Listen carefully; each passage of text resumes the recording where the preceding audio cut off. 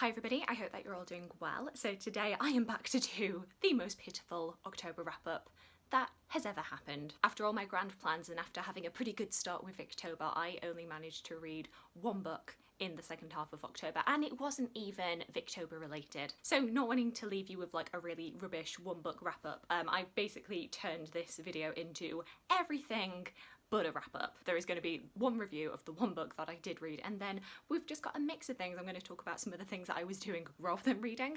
We're going to have like a teeny little mini book haul because I've picked up a few books since my last one, and then also talk about some plans I have for the month of December and potentially doing some sort of vlogmasy kind of thing. To be honest with you, I'm not quite sure what happened when it came to reading. I feel like my motivation to read has just been really down in the last couple of weeks. I had really grand plans because I was actually cat sitting for my sister at the end of this month, and so I had like 4 or 5 days there where I was just on my own in the house looking after the cats and pretty much nothing else. So I brought with me a big stack of books and I was like, yeah, I'm gonna plow through all of these books. It'll be just like when I go on holiday with my parents, and when I'm on holiday I tend to get through a book every other day, if not a book a day. So I was like, yeah, it'll be just like that. And it wasn't. But anyway, I'll get to the one book that I did manage to read, which was Miss Pettigrew Lives for a Day by Winifred Watson. This is a book that was originally published in 1938 and tells the story of the middle-aged Miss Pettigrew, who is a down-on-her-luck, failed governess. She goes to the job agency and they basically tell her, look, if you do not get a job today, then you're pretty much screwed. We will wash our hands of you and you will be destitute. They present her with a job opening, which is her one last chance to be interviewed by a woman who is looking for a governess, a nanny for her young children. She goes to the address that they have given her, but she does not find this woman with children. Instead, she finds this very glamorous young nightclub singer who is in fact looking for a maid. Wires have clearly been crossed here, but Miss Pettigrew decides to keep it to herself that she was originally up for a governess position. Thus begins the next 24 hours as Miss Pettigrew follows this young woman around all day and is entered into this glamorous world of parties and music and fashion. And as the title suggests, she really starts to live like she never has done for the first time in her life. I thought this was a really sweet, charming story. I really especially loved the female friendships within this. This book includes a little bit of a makeover scene partway through the book, and as anybody who was brought up on like 90s, early 2000s media, I love a good makeover scene. For me, I feel like that was the highlight of the book. That being said, I did still have a few gripes with it, especially when it came to some of the male relationships, mainly the male relationships that the young nightclub singer is in. It quickly becomes apparent that she has like a few suitors lined up and she's constantly having to work to make sure that each of them don't find out about the other. It becomes apparent that there is one that shines above the others, at least in the view of Miss Pettigrew. And for the rest of the book, once Miss Pettigrew meets this man, she decides, yes, this is the person who you should marry. And I'll be honest with you, I didn't really see the appeal of this guy and why it was that Miss Pettigrew was insistent that Delicia should marry him. Yeah, it was a bit confusing to me. Another thing that I did notice within this book, and it came up just a couple of times, but it did really stick in my head, is that there are moments which kind of veer on anti-Semitism in this book. And it's a moment that very quickly makes you realise, oh right, this book was written in 1938. And it just made me a little bit uncomfortable. And like, I am used to reading like older classics which do have like quite uncomfortable language in them and that I don't necessarily agree with, but I don't know, I for some reason it stuck out a little bit more in this. I don't know if it's because I just generally wasn't expecting it and because I was finding it charming, so when comments like that were made I was a bit like, ugh. And it's because it isn't overt, it's very kind of like underhanded. So for example, Miss Pettigrew is talking about the different men in Delicia's life and she says about the first one that she meets, "Now the first one, he was kind too," said Miss Pettigrew earnestly. "But, well, my dear, I wouldn't advise marrying him. I don't like to jump to conclusions, but I think there was a little Jew in him. He wasn't quite English, and well, I do think when it comes to marriage, it's safer to stick to your own nationality." And yeah, I didn't like that. And I don't know, I've seen a couple of other people mention this, but I've not heard anyone else say that this came up. And I think maybe because it is just like very brief mentions and then it's gone. Like I say, I tend to read stuff that's from like the 16th, 17th century where it's a lot more over and I can kind of like put that kind of filter on of, it's a different time period, there are different, like, society was very different then, and I don't know, but for this, somehow it stuck in my head a bit more. It's a really hard one for me to kind of, like, talk about. Otherwise, it was a really charming, like glamorous little book. I think the main strength for this really is those female friendships that Miss Pettigrew forms. And I think it's a fantasy that a lot of us have had, that one day we will just be found by like a glamorous person and then they will make us up all glamorous and we'll have like a wonderful like 24 hours. I think growing up watching things like The Princess Diaries and Clueless and St. Trinian's, which have all got like those makeover scenes, tell me about any other like makeover scenes from when you were a child or a teenager that you remember, because I'm a sucker for them. But yeah, that was pretty much all that I read. So I've been trying to think, like, what was I doing in this time? Well, I was applying for jobs, so that took quite a bit of time that I would normally be reading. And especially since we've got a second lockdown approaching, I've been trying to apply to as many things as humanly possible, because I know that like in the next month it's probably going to be a drought for job openings again. I was cat sitting, so that was really fun, and I was trying to film some videos whilst I was at my sister's house. In terms of other media that I've consumed aside from books, I have been rewatching Gilmore Girls, kind of like slowly working my way through. Gilmore Girls is a show that I really, really like. However, it is like 7 seasons long, so every time that I think about rewatching it, I always tend to get like a season in and then give up on the whole endeavour. So far, I am up to season 3, so I think I'll like slowly work my way through it. I didn't actually grow up on Gilmore Girls. It's something that I came to a little bit later, and as much as I do like it and I love all of the characters in it, I do start to lose patience with it, because, you know, there's 22, 23 episodes to a season, there's 7 seasons, all of them are like 45 minutes long, and I feel like nowadays a lot of the TV shows that I watch that are now long are usually much shorter seasons, so you can kind of like binge them a lot quicker. Whereas Gilmore Girls, I'm really taking my time and not a lot is happening plot-wise per episode. So I do really, really like it and I love all the characters in it, but it is a lot slower paced than I think I'm used to watching.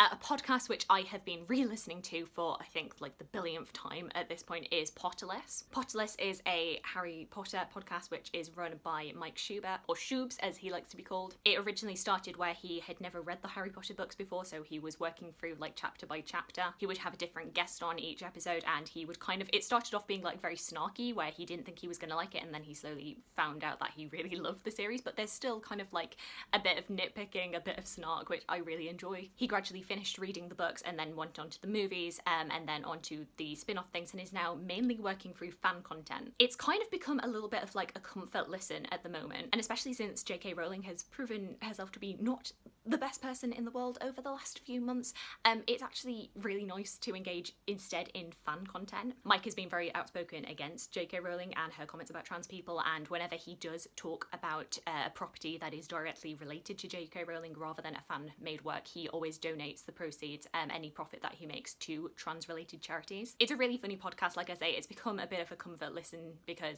I like things that make me laugh, and I feel like at this current moment that's what you need. I've also like slowly migrated to listening to some of his other podcasts. So he has one called Meddling Adults where he and a bunch of friends will kind of work through old children's mystery stories, whether that's Scooby-Doo, Nancy Drew, things like that, and see if they can work it out for themselves. He also has a basketball themed podcast called Horse, which I've just listened to like an odd episode of, but weirdly, considering that I'm not into basketball at all, I really got into it because it's not really about the games themselves. It's kind of like the drama surrounding basketball and kind of like the petty like people drama. He's just a very funny, engaging host, so anything that he puts his name to I'll probably end up listening to. So since my last book haul, I have accumulated just a few books, not enough to do a proper book haul, but I did want to show them to you. I got a late birthday present from one of my friends. My birthday was back in March. It was actually 2 days before lockdown was called, so I've basically not really been able to celebrate it, and I've not seen my friends since before lockdown called, but I got a present from one of my friends. This is The Girl with the Louding Voice by Abby Dare, or is it Dare? This is a book that I first heard about from Fee, from What Fee Found. She was raving about this book, so I knew that I had to pick it up. All you have are your words. Adunni is a 14-year-old Nigerian girl who knows what she wants: an education.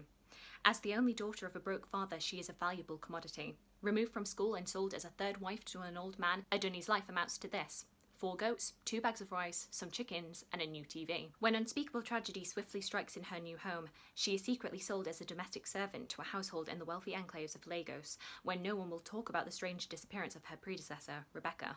No one but Adunni. As a yielding daughter, a subservient wife, and a powerless servant, Adunni is repeatedly told that she is nothing. But Adunni won't be silenced. She is determined to find her voice, in a whisper, in song, in broken English, until she can speak for herself, for the girls like Rebecca, who came before, and all the girls who will follow. Next up, after pretty much binge reading Mythos and Heroes, I had to pick up Troy. This is the third installment in Stephen Fry's Greek myth retellings, and as the title suggests, is his retelling of the Trojan War. Troy, the most marvellous kingdom in all the world, the jewel of the Aegean, glittering Ilion, the city that rose and fell not once, but twice. The city of Troy speaks to us all. The kidnapping of Helen, a queen celebrated for her beauty, sees the Greeks launch 1,000 ships against that great city, to which they will lay siege for 10 whole and very bloody years. It is Zeus, the king of the gods, who triggers the war when he asks the Trojan prince Paris to judge the fairest goddess of them all. Aphrodite bribes Paris with the heart of Helen, wife of King Menelaus of the Greeks, and naturally, nature takes its course. It is a terrible, brutal war with casualties on all sides. The Greeks cannot defeat the Trojans since Achilles, the Greeks' boldest warrior, is consumed with jealousy over an ally's choice of lover. The Trojan slave braces and will not fight. The stage is set for the oldest and greatest story ever told, where monstrous passions meet the highest ideals and the lowest cunning.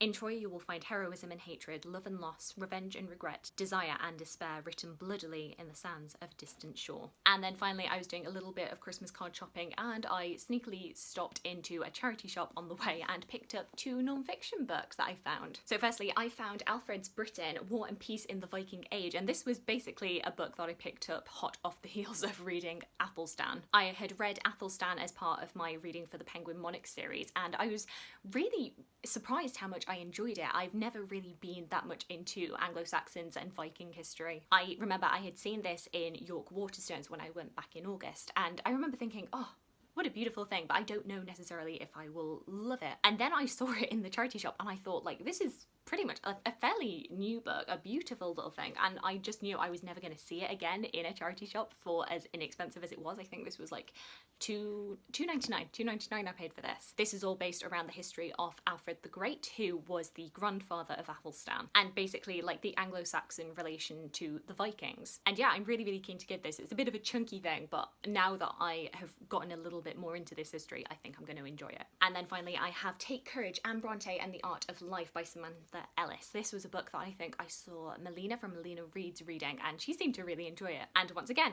I saw it in the charity shop and I thought, when else am I ever gonna get this for such a good price? I don't think this reads quite as a straight biography of Anne. It is definitely talking about her life and her work, but it's also kind of about the author's journey into appreciating her, because she, as I've said before, Anne is probably the least appreciated of the 3 Bronte sisters. And it's kind of the author Samantha Ellis's kind of journey into loving her and finding out more about her life. And what a fantastic woman she was. So really looking forward to reading this. I feel like this will be kind of like a nice transition from the Victober reads into non-fiction November. And then finally, the last thing that I wanted to talk about was kind of my plans for November and December. So we are very swiftly coming up to December and Christmas, which is my favourite time of the year, if you didn't know already. I'm a bit of a Christmas nut, and because it is my very first Christmas on BookTube, I was kind of pondering whether or not I wanted to do something akin to Vlogmas this year. I'm sure most of you are aware, in the month of December, usually from the 1st to the 25th, a lot of YouTubers will choose to do Vlogmas, where they upload a new video every single day. I think it originally started where people were just doing like straight vlogs of their day, what they got up to.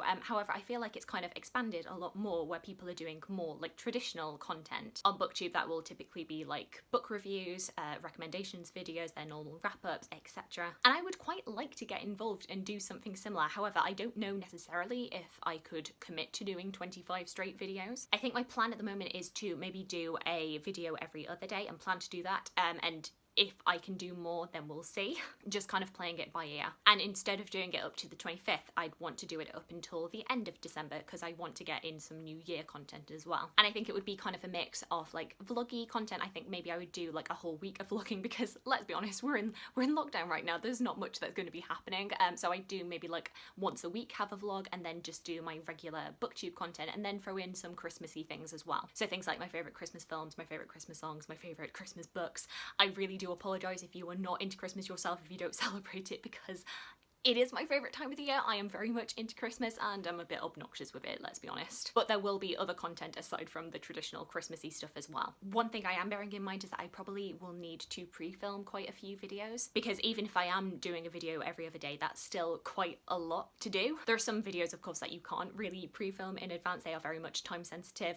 So things like wrap-ups or my favourite book of the year, that kind of thing I would have to film on the day. But I feel like other things I could definitely do in November. So as a result, what I'm thinking at the moment is that in the month of November, I'll probably be just keeping to doing 2 uploads rather than 3. When I started BookTube, I originally was going to do like videos on Tuesdays and Fridays, and I was just going to upload twice a week. However, I also gave myself the allowance of doing a Sunday video as well if I just had like a bit extra time. And I pretty much uploaded a video every Sunday, and I've been quite proud of that. But I feel like if I'm also going to be doing a lot of videos in December, I can't quite maintain that. We'll see how we go. I might just have too many ideas that I do want to shove into November, so we'll see how we go. But if there is a little less content from me than usual, that's why, because I'm choosing to use the time that I would normally film for a Sunday video to film stuff for December. But I am really excited for the idea of doing Vlogmas. Like I say, I love Christmas. It is my favourite time of the year. I get so hyper and festive, and yeah, it's just so good. I've kind of recruited my mum and my sister in, and they have provided me with all of their Christmas jumpers, so I'll try and have a different Christmas jumper for each Vlogmas video, which I think will just be good fun, because between us we do have quite the collection. So anyway, that was everything that I wanted to talk to you about today in this not quite an October wrap-up video. Hopefully, fingers crossed, I can read a little bit more in November, because I don't want to keep on having these pitiful wrap-ups where I'm only reading 1 book a month. Like, pathetic. From what I've heard from other people though, there does seem to have been a little bit of solidarity. I feel like there's been quite a few people who have also not been reading much in October, so that makes me feel a little bit better. Do let me know what you've been reading in October, what you're looking forward to in non-fiction November. I'd love to hear from you, and anything non-bookish, because as I've said, I've been very much into like my podcasts and TV series whilst I've not been reading. Let me know if any Vlogmas related videos that you might like to see in December. I'd love to hear from you. I hope you're having a fantastic day, and I look forward to talking to you again soon. Thanks. Bye!